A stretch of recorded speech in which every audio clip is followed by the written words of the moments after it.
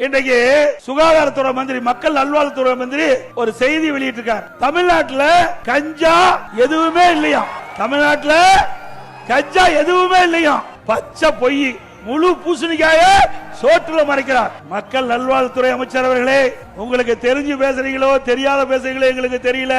மக்களுக்கு ஒன்னும் தெரியாது நினைக்கிறீங்க. இங்க இருக்கின்ற இளைஞர்கள் அத்தனை பேருக்கு தெரியும். இன்னைக்கு விஞ்ஞான உலகம் நான் பேச பேச லைவ்ல போயிட்டு இருக்குது. நம்முடைய நண்பர் அதை செல்போன்ல பிடித்து அவருடைய நண்பருக்கு பகிர்கிறார். இப்படிப்பட்ட விஞ்ஞான உலகத்தில் உங்களுடைய பொய் எடுபடாது.